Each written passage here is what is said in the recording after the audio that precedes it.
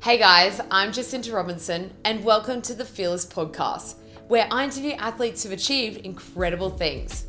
Today's guest you will see climbing the mountains on the Sunshine Coast in Australia. She's an incredible athlete that has lost half her body weight. She was 139 kilos. On the podcast today, we talk about how did she lose the weight, what did she do for nutrition, training, and then what happened when she had some setbacks. How did she deal with them mentally? I'd like to welcome Reesha. Reesha, I watched you win King of the Mountain at Pomona. It was in 2019, the end of the year. How did you win that race? Like, for starters, guys, you've got to understand this race isn't a normal race. Tell us about it. Okay, King of the Mountain starts in Pomona at the roundabout. Mm-hmm. So it's a run from the roundabout to the mountain, up the mountain, down the mountain, back to the roundabout.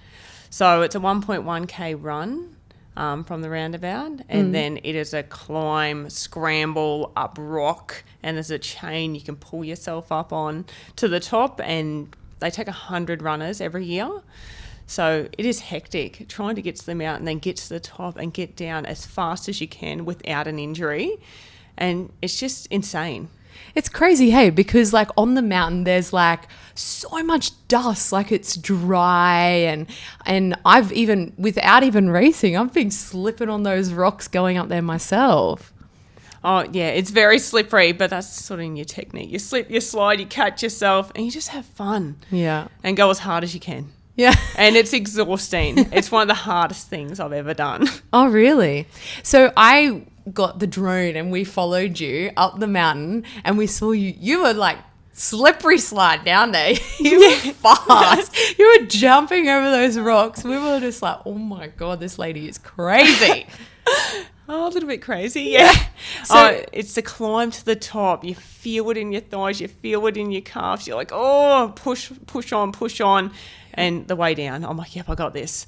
I love the way down. I just fly down. Love it. Yeah. Do you worry about like catching your ankle on the way down or? No, not really. After climbing the Glasshouse Mountains for years and Mount Biwa and Tibrogargan, it's like my body just does it, naturally flows down, and if you grab your ankle or knee, I don't know, you just catch yourself and keep going. It's like second nature now. So tell us about, how did you get into mountain climbing? About 5 years ago, I was very overweight. Mm-hmm. My sister Candace and a couple of friends talked me into climbing Nugungun, one of the easiest mountains of the Glasshouse Mountains. Mm-hmm. And I was like, oh, no, I can't do it. It was Australia Day 5 years ago, and they're like, oh, just come do it with us. Just see how you go. And we took the kids, and I struggled. At 138 kilos, I struggled to get myself to the top. Yeah. But a part of me loved it right from the start. That first climb, 45 minutes one way to climb this mountain, and I was exhausted at the top, and I had to bring myself back down. And I got home and I was like disappointed in myself. Yeah. Why though? You climbed it. I climbed it. I was so proud of myself for climbing and putting myself out there at that size. But then it sunk in. I had let myself go, and I realised how unfit I was and how much I struggled. So I decided to climb it 3 days a week, starting at that point. Yeah. And my mum got up every morning before my husband went to work, and she climbed with me. Like, we get up at 3:30 in the morning because my children at the time were 3 and 6 months old. So I couldn't take them up the mountain. Yeah. And my husband went to work at 5:30 in the morning. So we had to get up at 3:30 to climb it in the dark with headlamps all year round, 3 times a week. And my mum would get up every morning, pick me up from my house and take me to the mountain and walk with me. Oh, that's lovely. So even in the rain. Wow. All through winter, all rugged up in our little beanies. So Is your mum fit? At the time? At the time, she's not overweight. Yeah. She'd like to be fitter. So over the years, we've stopped doing it now, obviously. She wants to get back into it, but she's had a couple of injuries, and she works out the chicken farm. So she's got a busy life and lots of grandkids she's always looking after, and then dad and So before like you got to like decided to start your journey of fitness, were you overweight as a child or had you been fit prior to this? I was really fit as a child. I was always a little string bean, nothing of me. Great long distance runner, age champion at school, great horse rider, soccer player. I was very athletic right up till I was about 17. And I've been with my husband for 17 years now, since I was 16. Wow. And yeah. Congratulations. That's Thank a you. long time. It is a long time. Yes, my first and only ever boyfriend. So, lovely. So I think just working full time. Yeah. And you just let yourself go. You turn 18, you start drinking, you party on the weekend. Obviously, work interfered with my horse riding and having a boyfriend. So after 10 years of horse riding, I sold my horse, and I don't know, you get comfortable in life and get comfortable with your partner, and you don't realise over the years the weight packing on. Like we played tennis and squash a couple of nights a week, but then we partied on the weekend, ate bad food, overate, and just the amount of sugar in everything, and the soft drink, and you're having vodka and orange and raspberry, and it's just so much sugar you're putting in your body all the time that you're not working off. Did you know at the time that you were like eating more, and were you aware of it, or were you just like unaware, or maybe just so stuck in the lifestyle of having your husband and being young and going out? I felt it creeping on. Like, you just tried to ignore it and just like, oh, it's not happening, and just don't get on the scales and it's not happening, you're not seeing it. But then your clothes would get tight, you wouldn't feel as comfortable when you went out, and confidence and And do you think that dropped over the years, your confidence, like as you got to be a bigger person? Oh, definitely. Yeah. Definitely. I didn't see it at the time. My husband did though. And I think every time I went out to the pub and that, being that size, I still had fun. I had a great time. I like to, life of the party, be a bit silly and, drink way too much and be the clown sort of thing. But I always saw myself as being, 20 kilos heavier than my friends, not 60, 70 kilos heavier than my friends. So and you look back at pictures now and you think, wow, was that really me? Because it would be completely different, like 138 kilos you said to, what are you now, 64? 64 kilos, 64, that's a huge difference. It's like half the person. Yeah. So you fast forward, so you started on Nugungun, and when it's called Nugungun, is it? Yes. Yeah. So when you did that, were you like angry at yourself for letting yourself go, like getting to that size, or like what were you feeling? Like you gone up the mountain and you obviously had struggled, and then you were like, I need to make a change. But were you upset with what you had done prior? Oh, definitely. Like I went home and Adam was there. He's like, oh, how'd you go up the mountain? Did you enjoy it? And I cried a little bit, and he's like, what's the matter? You did it. Be proud of yourself. And then, I was just like, oh, wow, like I can't believe that was so hard. I used to be fit and healthy and love exercise, and the mountain was such a struggle that day, but part of me just loved it. Like the view from the top is just magnificent. Like that's why there's hundreds of people there every day. But I just was disappointed in myself, and I thought I had to make this change, and it took something like that to open my eyes. I think that's the key too. Like when you want to make the change, you have to enjoy what you're doing. And even though at that size it was so hard, I enjoyed it. A part of me just loved it. I thought, I can do this. I can keep this up. This is challenging. And there's, you can sit at the top of Nugungun and catch your breath, and you see all the other mountains. And that was the point too. I had to work towards something. Yeah. And Mount Biwa I can see from my backyard, when I hang up the washing, and that was my goal. I wanted to climb Mount Biwa eventually. I knew it was hard, and I knew it was rock climbing, and I knew I couldn't do it at 138 kilos. Yeah. So my goal was to get to 100 kilos and climb Mount Biwa.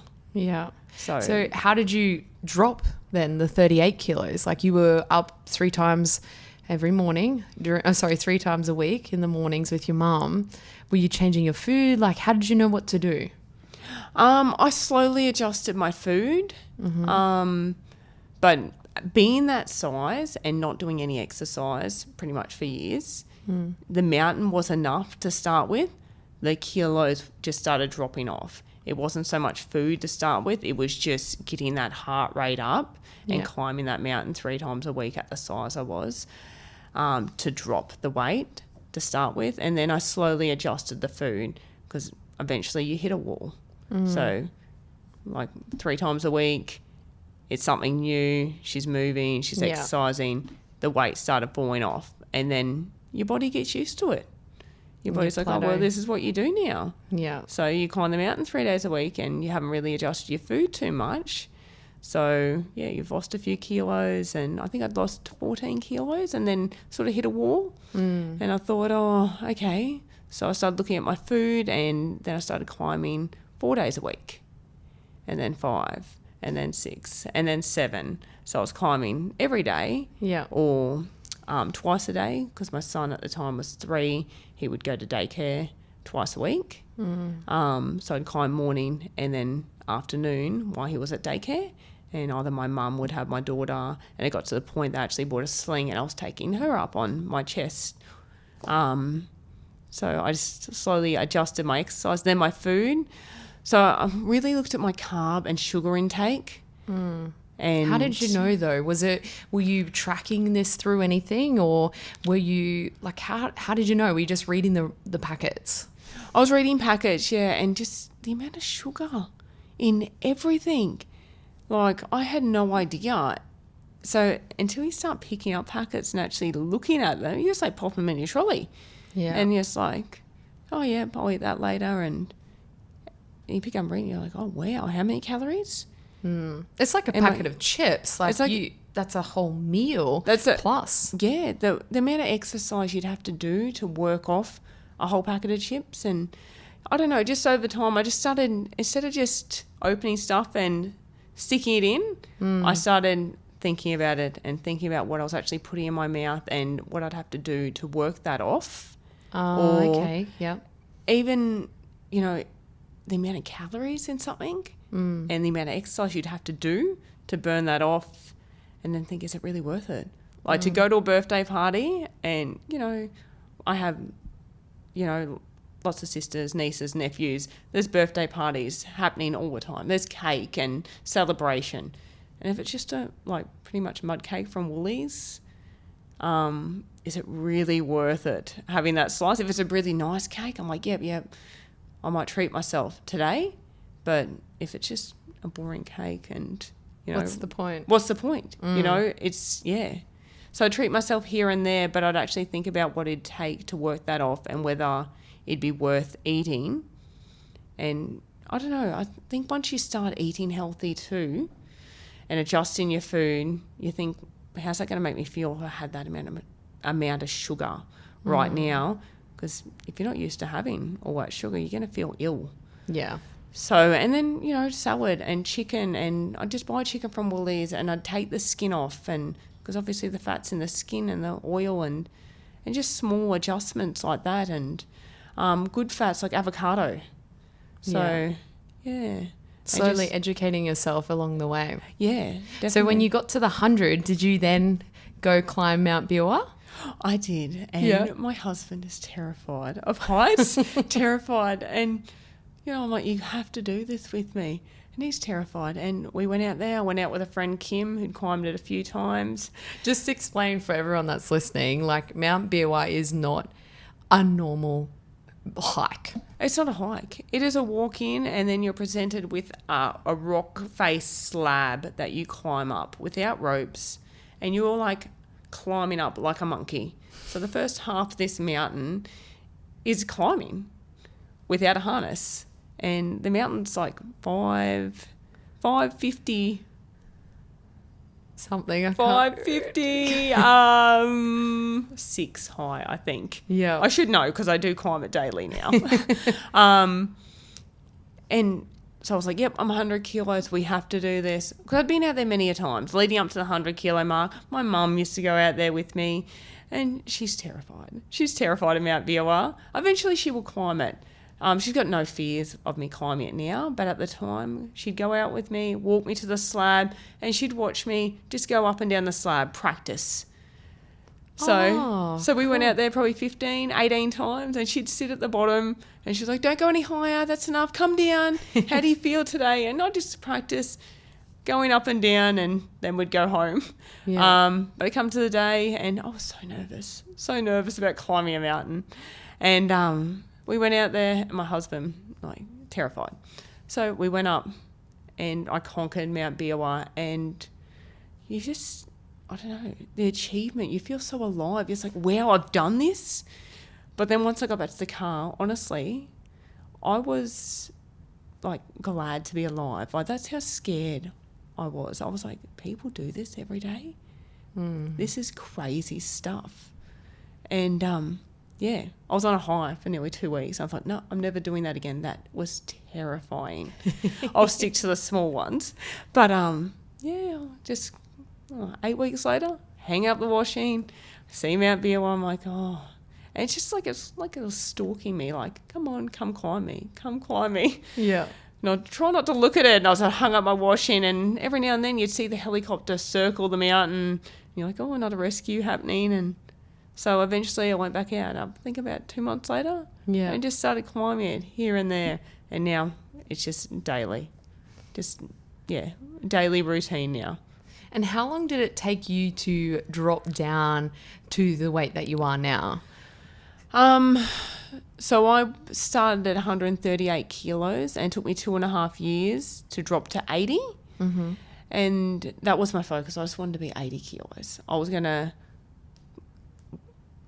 work hard until I got to 80 kilos and then go from there. So it's like setting goals along the way. So obviously dropping from 138 to 100, climbing Mount Biawar. Then my focus was to get to 80. So it's just every morning that alarm goes off at 4 a.m. At this stage I was still doing gun with mum. And so your alarm goes off at 4 o'clock and you roll over and you turn it off. You're like, oh, I'm a little bit sore today. And it's drizzling outside. And there was a couple of times I messaged mum and be like, oh, we're not going today. And if I didn't go, I'd have to go later on, and I'd have to do it with my daughter strapped to my chest. So it's like, do I get up and go in the drizzling rain, or do I add my to add some weight later? Like, it was sort of like, do I sleep in and not do it now? Yeah. Or do I add weight later? So you sort of weighed up your options. You're like, oh. There was a couple of times, I'd ring mum like, oh, no, I'm so sore today, and then I'd have to do it later. And then you're like, oh, I wish I'd done it in the morning. Got out of the way, and you get stuck in that routine, and you just feel better. You get up and do it, and you feel great. So when you got to the 80 kilos, like, obviously that was your goal. How did you go from that to then dropping down again? Because you would have been like, wow, this is such an achievement. And you would have obviously completely changed your physique. People would have been complimenting you, of course. But yeah, how do you take the next step? Did you dive more into your nutrition, or like, what happened? At 100 kilos, I started seeing a personal trainer just local to the area, Kelly, and she was lovely. She really worked with me. So I'd still do my mountains in the morning early, and then I started seeing her once a week, then twice a week, then 3 times a week, then 4. So it'd be mountain and a PT or group session once a day. So over time, I just slowly added more, where I'd get up, I'll do the mountain, I'd get Archie off to daycare, and then I'd go do my circuit or session with Kelly, and then I'd go home and I might ride my bike for 10Ks or something. So I slowly added more and more to my day, more and more exercise. And then obviously I was allowed to eat more calories, but I was making sure I was putting good calories in, and chicken, tuna, and so I think people have this perception to lose weight, they've got to completely drop their food down, exercise crazy. But it's not like that. It is eating more, because eating more gives you that energy, and then you can perform better at your workouts, which then burn more calories. Yeah. And I think sometimes people get in that zone, get lost, and caught up. They do, and they just think, I can't eat anything nice ever. And it's not you can't eat anything nice ever. You just can't eat it every day. Like when I was bigger, like the amount of takeaway we had, and bad takeaway, like KFC and Macca's and Hungry Jack's. I'm not saying never have that. Treat yourself. If you really want to treat yourself, after different events and different challenges that I've set for myself, I'm like, yep, I'm going to have that after I achieve this as my treat. So you reward yourself. You just don't have to reward yourself every day. You can't have KFC every day. You can't have cake every day. And that stuff, when you're training, doesn't make you feel good anyway. So I'm not saying not have it at all, but yeah, just... Do you feel that over time, though, as you got fitter, the rewards, you didn't enjoy that? I know that, when I was losing weight, I was like, yeah, I'm going to have whatever it may be. Let's just say McDonald's. That's a common thing. People love that. But then what ended up happening is when I'd eat that, I'd be like, ugh, this is not how it used to taste. It used to be enjoyable and it used to be quite delicious, but it was definitely not like that. Oh, yeah, definitely. Because you're getting fitter and you're used to feeling good and feeling good by eating the right food to support your body. You go and put something like that in, you're like, oh, this is going to be great. I can't wait. And it's not like that at all. Yeah. And a part of you is disappointed. You're like, you're disappointed that you've eaten it, but you're also disappointed because you weren't satisfied. You're just like, I should just have my, tuna and salad, or I could have had a nice wrap, or something like a smoothie or something that's actually delicious, and you're like, love it. So then going from the 80 to the 60, did you change your nutrition again with your PT, or what did you do? I started the keto diet, so I did high fats, low carbs, low sugar, and that really worked for me because I was exercising regularly, having that hit of protein every 2 hours, boiled eggs and tuna and chicken and steak constantly, and lots of broccoli and green vegetables, and it was working for me, and I enjoyed the food and enjoyed the way I felt, and so I did keto for a couple of years. Yeah. And you were saying earlier that you were thinking of you've been trying a little bit more plant-based, is that right? Yes. Yeah. So that's been over the last 7 weeks. Obviously over the years I have struggled with different injuries and inflammation to my body, and I had a hamstring injury Christmas just gone, and I continue to push through and train. So to run mountains and run and bike ride and box and do different things that I'm doing now, it made it really hard with a grade 1 tear to the hamstring. Yeah. So my husband talked me into watching The Game Changer. Oh, so yeah. After watching The Game Changer, I thought, okay, I might give plant-based, vegetarian, vegan a go. And I feel fantastic. And I have so much energy. The inflammation to my body, I don't hurt like I used to. And, it's really working for me for the moment. So I will stick to that. Yeah, it's really interesting, completely taking yourself off meat. I found the biggest thing for me was the energy. And because I was vegan, then I went and tried back having meat again. And then when I was eating meat, and I had it for a month or so, and I just felt heavy and tired, and it was from the digestion. And I didn't realize that it took 2 to 3 days for your body to finally digest the meat. Yeah. So you think about it, your digestive system uses 80% energy. No wonder why we are getting tired and lethargic if it's going to be using that much energy over, periods of time of consistently eating it. And especially at training at a huge level, if you're training for hours each day, then you're eating that much protein that's going to sit in your belly while you're trying to rest at night. Your body's working so hard to digest that. So you've trained for hours, then eaten all this protein, and then your body's working all night. So no wonder you're going to be exhausted and have no energy and feel bloated and, Yeah, I think we have this, I wouldn't say it's a marketing thing. They put out their like protein is like, you know, when they brought out the protein shakes and they're like, you need to have your protein shake after your workout and before your workout, and all of a sudden we're just having protein every single second of the day. But that was just a marketing thing. It wasn't necessarily meaning that you need to have it all the time. We do need protein, but it's interesting how marketing can completely change the way that you think you should eat. Oh, definitely. They advertise on TV, advertise it, drum it into you, and then you're like, oh, I can't work out without having 30 grams of protein within 20 minutes of working out, and then I have to have that every 2 hours if I can continue to, you know, work out at this level or build muscle or, you don't need to just eat steak and protein constantly, and the way it makes you feel. And just even in your sweat, like I sweat more when I was having that high protein diet. Really? Yes. Yeah. Oh, that's and interesting. Just didn't feel good. Like keto worked for me for years. And just got to a point, I think, with the injuries and just the inflammation that I had to change it up. And my body was probably lacking in a few things that, like, obviously you don't have the fruit with keto that you do with plant-based. So over the last 7 weeks, I've had plenty of fruit and vegetables, and I seem to really enjoy it, and my body is enjoying it, and I feel healthier and fitter and stronger. You're probably getting all the macronutrients and the micronutrients that you maybe weren't getting before. Oh, definitely. Yeah, for sure. But even like with dropping the weight, I thought dropping the weight, going to plant-based, I'm not going to have the strength to continue boxing and be strong. But, it hasn't affected me with my fitness or my strength or...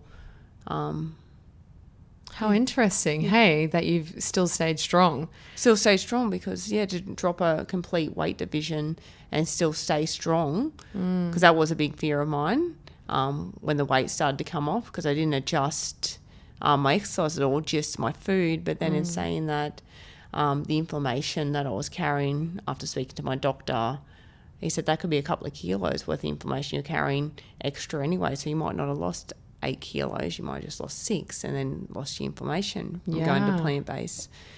But I think it's really good to have a focus, have a goal. That's what keeps you going. I agree. And it's something for you to aim for. Like definitely. Like once I got to the 80 kilos, my goal then was to run a 5K.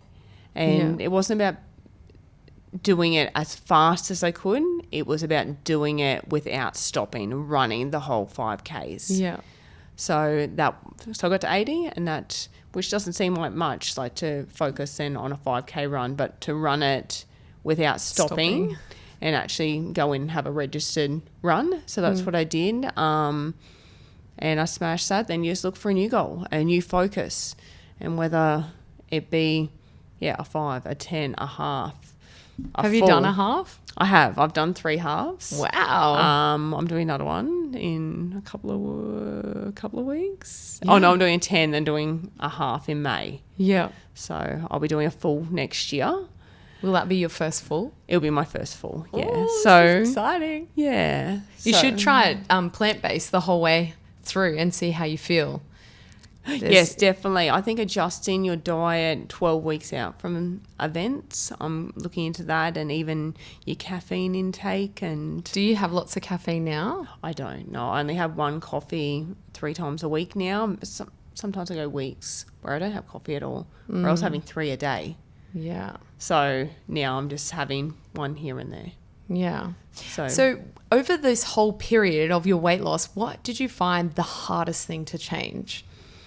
The hardest thing to change, I wouldn't, with having a husband and children, I think not your family life, like having a balance. I find it hard to have a balance because I want to train at this level up here 7 days a week and not,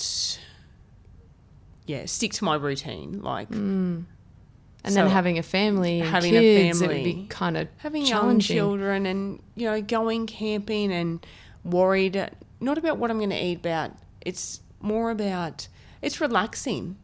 So I don't want to relax too much. I want to stay focused on my goals and my plans for the year. And I find holidays, like obviously I don't drink a lot now and stay up late. I think it's routine. Like everything goes hand in hand, like exercise, eating healthy. I see a chiropractor regularly. I have acupuncture regularly. I have cupping regularly. Like it's good night's sleep. It all goes hand in hand, and I get a little bit flustered, if there's a birthday party or if there's a night where I'm going to stay up a little bit later than usual, and then I'm thinking, oh no, I won't make my 5 o'clock run in the morning. But you just make it at 8 o'clock or something. Like, Yeah. a part of me is like, oh my God, I'm going to sleep in for a couple of extra hours. And it doesn't really affect you or your performance or your day. It's just...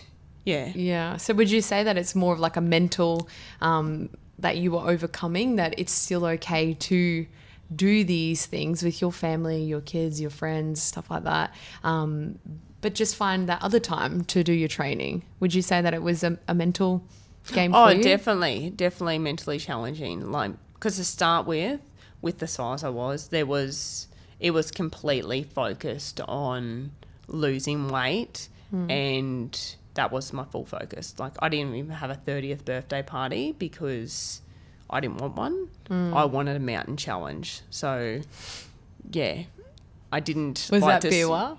I did 6 climbs in under 6 hours with some friends. So we had... Holy shit. How long did that take you? It took us 5 hours and 45 minutes with travel. Yeah. But we had time brackets for each mountain, and because it was my birthday and my idea, anyone that wanted to join us had to fall within the time bracket. Otherwise, we moved on and they were left behind. But they all knew this. So I had certain time brackets, and so obviously I had to allow, like, make it reasonable, really. Like, I can go up and down BOR in 30 minutes now. Yeah. So, but I gave everyone 45 minutes to be back at the car park. So I'm the first one back, and, I'm having a banana. First climb's done, waiting for everyone. Once it got to 45 minutes, it's go time. We're straight around the other side, and it's run up east, then come down the tourist track of BOR. And I gave everyone an hour and 15 minutes for the second climb, and I was back in 54 minutes. So, like, I had nice breaks in between while I waited. You were fresh, and everyone was like... Yeah, so a couple died off along the way, but a lot of them don't train the way I do either. Like, my husband, because it was my birthday, I made him join us, and he's a good climber. Like, he doesn't climb quite at my speed, but he made the first 4 climbs, and then he was like, I'm out. So, and he was like water boy from there on, and it was fun. I loved it. But I think adjusting, just spending quality time with your family, just separating it from family training, where I was so stuck on training mode all the time. But at that size, I couldn't... You probably had to be that way. I had to be focused to lose the weight. And, barbecues and things like that, I would not attend. And, I think, my family, we're a little bit upset here and there, but everything's good now. And they could see why I did it and why I missed certain things. Only because I think mentally strong enough not to go and eat certain things, and not saying you couldn't have them, but it's just best not being there for that temptation. And I don't know, you're so used to your routine and exercising. I just love it. I just love training. Yeah. And love feeling good. Now I know if I go to a birthday party and stay up late and have a piece of cake and have a vodka, I can still train the next day. It's just going to be slightly harder and less enjoyable. So, and then, like you were saying about your injuries, like what other setbacks have you had along the way? So after losing I think it was about 80. I got to about 80 kilos, 85, maybe 89. So I lost 40, 50 kilos. I had a lot of gallstones. So with losing that amount of weight, and it's not that I lost it quickly, but then continuing to run and bike ride and climb mountains, I had so many gallstones and they were shaking around in my gallbladder. I had gallbladder attacks. I had 3, the 4th one being quite severe, so I had to go in and get my gallbladder removed. I tried cleansing it myself. Yeah. And I continued to have gallbladder attacks. So I had 4, I think. So what happens with that? So your gallstones in it, and then the bile duct comes down. So it's like a contraction when you have a baby. Yeah. That continues to tighten when the gallstone would get stuck in the bile duct. Oh. So I had large stones and they would get stuck, and then your gallbladder couldn't work, so it would contract to try and push this stone through. And then if it didn't fully go through, it'd get stuck in your bile duct, and then that could come inflamed and get infected. But it's like worse than having a baby. So, what is the stones caused from? Did you find out? It's unhealthy. It's just from being unhealthy? It's been unhealthy. I think a lot of fat. So the gallstone, the bile, the gallbladder is like a filter that filters oil, and so it'd just be like, crap stuck in there. Yeah, built up hard stones from years and years of eating. Years of eating bad food, and a lot of people that are larger suffer with gallbladder problems and stones. And so if the body can't, usually it goes through and you pee it out, right? Is that correct? And so what happens? You just get a surgery and get it taken out? They took my gallbladder out, so I don't have that filter. It's like a filter for your body, pretty much. So back before I went plant-based, when I had lamb or really fatty meat, because I didn't have that filter to help process the fat and oil in the meat, it would still get sore. Really? Yeah. So, because I still had my bile duct, and I just didn't have the filter. So after having that removed, while I was in there, I had a hernia to my belly button that they repaired. Yeah. So I thought, while they're in there, and I had private health, I might do it at the same time. But it was 6 weeks recovery then. So I mentally struggled because I was told not to train during this, definitely not to train for the first 3 weeks. Yeah, because you could have teared something. Yes. Well, with the hernia repaired, and even the gallbladder being taken out, they didn't want to do them both at once because it's sort of like 2 surgeries. They wanted to do them separate, but I was like, no, let's do it together. So I only have to come in here once. Yeah. And so then for the 6 weeks, what happened? Well, I was stressed about our training. I was depressed. I was sad. Did that cause you to eat, or like how were you with your food? No, I was still focused on my food. Just not having those endorphins, those happy endorphins that you get from climbing the mountain. I could still walk on flat ground, but I wanted to climb mountains. And to not climb Mount Pomona for 6 weeks with to tear that hernia repair, to tear that open again, have to go back in for more surgery, then be a longer recovery. So I did not climb Mount Pomona for 6 weeks. 10 days in, I did do a slow walk up Nugungun. I was going to say, were you up? So I slowly eased back into it. Yeah. But just even stepping up the stairs, you could feel like the stretch in your belly button. Yeah. So, it was just mentally challenging not being able to, and just missing my classes too that I was going to, and you get to know the girls that you start working out with and not being able to go and not being able to do abs, and you slowly, I was able to get back into about 4 weeks in, but squats and lunges, you couldn't do jump lunges, just slowly getting back into it. And then I was always stressed about losing fitness. But then if you're going to lose fitness over the 6 weeks, you're going to build it again quite quickly. You just don't want another injury. But it was hard for me to cope with that. Yeah. And then you had another injury. Did you? I've had a few injuries. I had a Baker's cyst right behind my knee. And what was that from? And that was from running. So I've got Baker's cyst behind both knees. I'm not quite sure. It may be a weight thing also. I'm not sure what causes them. But it erupted while I was running, and I had a lot of acupuncture to try and heal that quickly, because it was actually 3 weeks before my first shot at King of the Mountain that I had that. So I've had problems with my arches. I broke my hands a few times. And it's just, just mentally challenging to try and exercise around your injuries. But there's always something you can do. So like I still went mountain climbing with my broken hands. When my Baker's cyst erupted, I started swimming, and you'd get on the bike, you'd just work your way around it. Yeah, you found a way to keep going. Yeah, just little bits and pieces. Maybe not the level I wanted to be at, but yeah. But it might be a good thing, because being a little bit step back probably propelled you further forward. Because if you just stayed at that, like what you were doing, you may never push yourself that little bit further in different areas of fitness, which then probably helped you with where you're going. Oh, definitely, yeah. And, I wasn't swimming before.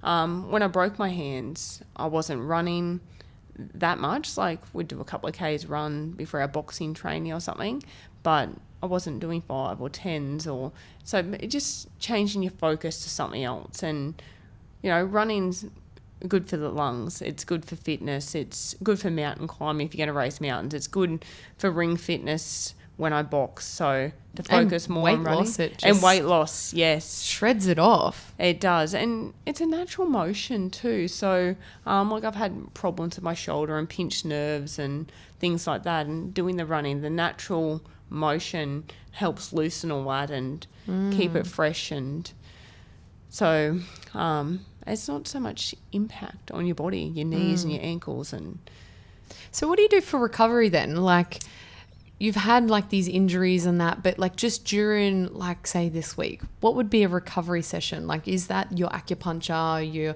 your cupping and everything like that? Or do you actually do like ice baths, or like what? I do. If I have a huge like leg day, at the gym? Or on the mountains. If I go climb Mount Beale 4 times in a row on a Sunday, I will come home and have an ice bath. And that really helps with the recovery the next day. So you come home and just 2 bags of ice, straight in the bath, and jump straight in while you're still sweaty. Yeah. Because, even through winter, it's hard to get in that ice bath. I bet. Even in the heat we've had, it's hard to get in there. Even though you come home, you're dripping in sweat and you've just done 4 climbs flat out as quick as you can. It's still hard to get in that ice bath. And or whether you've had a big day on the rowing machine or the ski trainer, or a big arm workout, to go in an ice bath up to your chin, it's just like, ooh. So definitely an ice bath. But you see the benefit in it, like you can feel it, so it makes sense why you have to push yourself to get into it. Yes, definitely. Yeah, but lots of turmeric and black pepper. I buy the empty capsules, and I buy organic turmeric and black pepper and make up capsules. That's really good for inflammation and recovery. And for everyone that's listening, the reason why Reesha's saying about putting in the black pepper with the turmeric is because the turmeric works with the black pepper, but also you have to have a little tiny bit of fat in there as well with that to activate the benefits of turmeric. Yes, and I was having fish oil tablets at the time. Yeah. So with the plant-based, I'm still having fish oil tablets here and there when I have the turmeric to activate it, obviously. But now you can have the omega-3s that we showed you. Yes, that's what I'll be getting on the way home. We just showed Reesha that there's this, instead of having fish oil, it's omega-3 that's from the algae, which is where the fish get it anyway. So you can easily get that online. But yeah, I can post it in the comments below if anyone's interested as well. Really good, just as it's actually a little bit better quality, I believe, than the fish oil, because fish oil is now mass produced and you don't know exactly how that fish is, how it's got the oil, how it's grown, like everything like that. Where it's come from. Yeah, absolutely. And then you're going to put that in your body. Yeah, yeah. And I think like that's the interesting thing when you train at like the level that you are at. These little things are key, like the ice bath, the turmeric. It's a package, like you said, like it's a all-in-one. It all goes hand in hand. Like to start with, like I said, 138 kilos, just doing the mountain 3 days a week was enough. But then you hit a wall and you have to adjust other things. Like I was still not treating myself, but my food to start with didn't really change. Like obviously, if we went out and had Macca's or KFC or something, I would get a small meal, not a large meal. So little adjustments like that to start with, but then you'd hit a wall, and the more weight you lost, you'd have to adjust more. It's constant learning, isn't it? Like the more that you do, the more that you're educating yourself. And definitely. And you'll find out what works for you. And certain foods might work for someone and not work for you. Like I've known people over the years that do a high carb diet and it works for them. They need those carbs. High carbs don't work for me. So, but each to their own. Adjust your food. Find out what works for you. And I think also it's not something that way sticks with you forever. Like you were keto and now you've changed something else. Like I think sometimes like something may work for you for a period of time, and then if it starts to plateau, then it's time for you to, take a 360, try something different. Try something new. And it doesn't hurt at all. And going from keto to plant-based, like obviously there was a lot my body was missing out on that it's enjoying right now, 7 weeks in. So, if it's not enjoying it in 7 weeks' time, then I'll adjust something and maybe add some chicken and fish, but I'm not really missing meat at all and that bloated, heavy feeling. So you won King of the Mountain, right? And then I know that then you go on to New Zealand from there. Tell us about that. So you went to New Zealand. I went to New Zealand and I was so excited. I was looking forward to it. So we got to the trial day and so I slipped, fell on my hand and actually fractured my hand and was disqualified from the race, which I was devastated. During the race? No, it was the day before. Just the qualifier? Just the trial, just to get a feel for the mountain. So we only did the Princess and Prince course, and I just didn't wear the right shoes. I didn't wear my Mizuno trail runners, which I would usually race in. I just wore my Adidas. And I thought, no, we're not racing fast today. We're just getting a feel for it. And I didn't want to get my race shoes muddy because at the bottom of the mountain was quite muddy. So I thought to run in muddy, wet shoes the next day, no, just wear your Adidas. It'll be fine. So, and it was just dusty. It was dusty, slipped, put my hand down and, broke my hand and was disqualified from racing the next day. I did turn up in my half cast. I was like, no, let me run. So I was sidelined and I got to cheer the rest of the Australian team on, which was great. And, but I'm looking forward to going back and giving another crack this year. So this year you're keen to do it? I'm definitely doing it. Yeah. Whether I will race at Pomona again this year, and regardless to the outcome, I will still fly to New Zealand. So And give it a crack. It was something I missed out on last year, so... it's still on my to-do list. So I did have other plans. I was hoping to run ultra marathon in Papua New Guinea. Wow. Run the Kokoda Trail in in 3 days. We have 3 days. Yeah. but it falls the same week as King of the Mountain. So I'm going to put that off until next year now. Yeah. Yeah. So tell us what else you have in store. Like, I know that you are doing a little bit of boxing. Like, what else? So I'm really focused on my boxing. I boxed last year so I've trained for about a year and a half. So with the broken hands last year, I was out for half a year. So I ended up having 7 fights, winning 6 out of the 7. Loved it. Wow. Because when I first met, or actually the second time that I met Reesha, she had like a black eye, and I was like, what is going on, girl? She's like, I had a fight. I was like, oh my God. Yes. I'm usually a bit bruised here and there. I need to work on my head movement a bit better. Yeah. So the ducking, the weaving, and yeah, but still training hard, and I really want to give it a good crack this year, and fingers crossed, stay injury free, and just yeah. So hopefully I'm fighting in a couple of weeks' time, be my first fight for the year, and I'll go from there, and maybe look at getting a Queensland title again, hopefully go for Australian title. Do you get worried about being all messed up? Like, I would be so worried about my teeth, or like when your eye was like all purple around it, I'd be like, oh my gosh. Does that stuff worry you, or you're just like so into that moment? I'm just so into the moment. Like, I love mountain climbing. It will always be a part of me. I wouldn't be this person I am now without that. It's just a new challenge, and I'm like a natural redhead under here.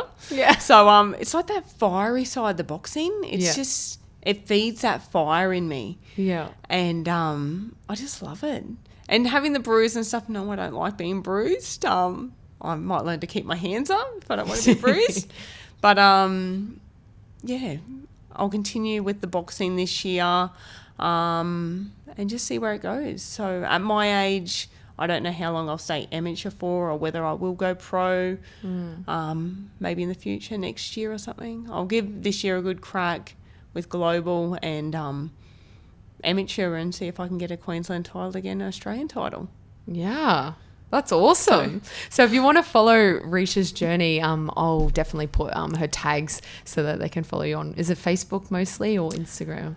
I've got an account on both. I'll probably end up doing like an athlete's account, I think, just for people that want to follow my mountain climbing or my boxing or any journeys that I do.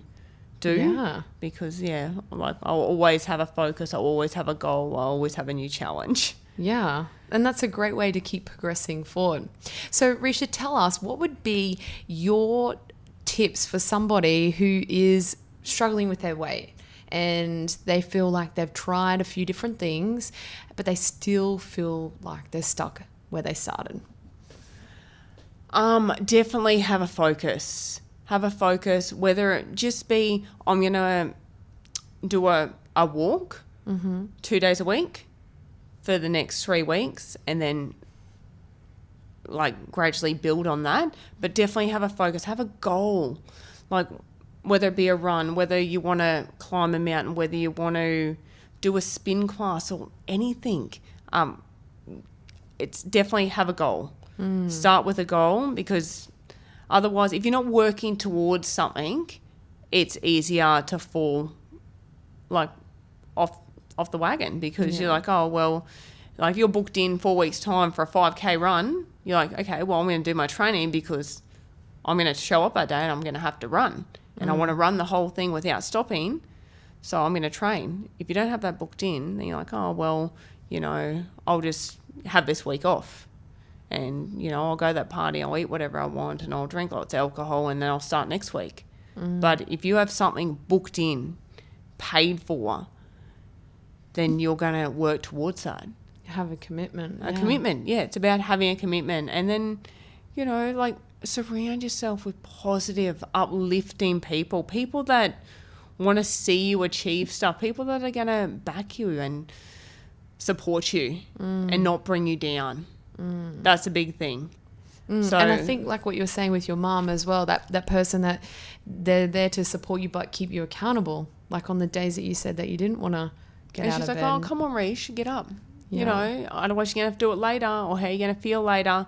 Like, have a gym buddy, have a running buddy, have someone you work out with and support each other, motivate each other, that's my biggest advice, having, someone that supports you. And, having your husband on board too is a big thing. Like Adam has been so supportive through everything. When we met, I was this tiny little skinny thing with a 6-pack, and I was 16 years old, in my little bikinis. But at the time, I always wore board shorts because I didn't really like my body. I thought, I had to work on my body then. And then, he was still with me 70 kilos heavier. And he's watched me and supported me and climb mountains when he's terrified of heights with me. He's probably glad. He still does climb now, but he's glad that I like to do it myself because he doesn't want to race them like I do. He's just like, go off and do your own thing. But, having a supportive family and husband, and having someone that you like to work out with too. And maybe enter things together, because then you can push each other. And, if you're booked into park runs are great too. Not only just not just to work on your time, but to work on even just meeting new people. So if you want to run, park runs every Saturday, 7:00. I think the cool thing about parkrun that is like you're doing your own thing, but then what happens if you've got that slight bit of competitiveness, or you want to challenge yourself, you're like, I'm just going to catch that person. Yes. And it just pushes you just that little bit more, and without you realizing it, you're increasing your fitness over time, which then, like, that's a plus, because that's going to help burn more calories and help you keep going forward towards like those It's just going to boost you too. Like, if you start going to park run, and then every week you're getting a better and better time, every now and then you might have an off day. Everyone has an off day where you don't perform to your best. And, don't let that bring you down. Just be like, oh, well, I'll just try harder next Saturday, or maybe think, oh, what's going on this week? I'm not feeling the best this week. Have I worked out too much? Have I changed my food? Is there something my body's lacking? How am I feeling? Is that why your result is a little bit slower than your PB and you haven't improved this week? Has it got something to do with your food that week, your sleep? Just maybe overtraining too. Yeah, no, it is. It can be multiple things. Having something that you can track where you're at is fantastic. So you can see what's going on over the progression. Oh, definitely. Well, it's been so wonderful having you, Reesh, and I'm really excited for your future. I can't wait to see what happens with when is King of the Mountain actually? King of the Mountain is the last Sunday in July. So the 26th.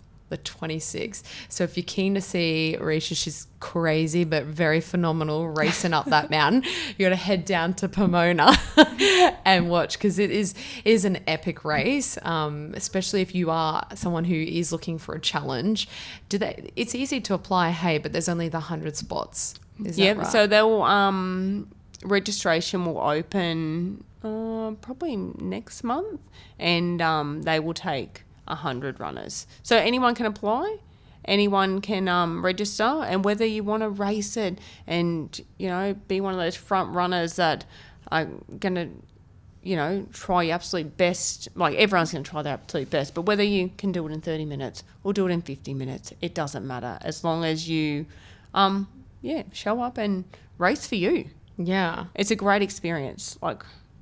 Great. It's very full on though. Very full on. I have to put some footage in for everyone to see. It is, it's a really cool race, but it's crazy. I find the footage doesn't do it justice. I look at the footage, I'm like, it doesn't feel like we're moving that slow. You're putting everything into it on footage. It looks like, you're going a lot slower than what you actually are. And by the time you actually run to the base and then you get there and you're like, oh my God, now I've got to climb. And it's just the adrenaline. It's just the high you get from it. It's just, and everyone out there around you and supporting you. The whole track is lined with volunteers, and obviously for safety reasons too, in case anyone gets hurt. But they're all cheering you on too. They're like, "Go, go!" And you know, it's amazing. I highly recommend it to anyone. Yeah, no, I loved Any it too. fitness level. I was a cheerleader. Yeah. I was supporting. You might be a runner this year. Yeah, we'll soon see. You may convince me. But yeah, we'll see. I can't make any commitments, that's for sure. But it's something that I would like to do out of all of the races that I've seen. It looks like a fun one for sure. Oh, definitely. Yeah. Loads of fun. So thank you, Reesha, and I look forward to our next podcast. Definitely. Thank you very much for having me. Thanks for listening in, guys. If you're on Apple, please leave a 5-star written review. If you're on YouTube, give us a thumbs up and subscribe to the channel. All right, I'll see you next week with the next inspiring story.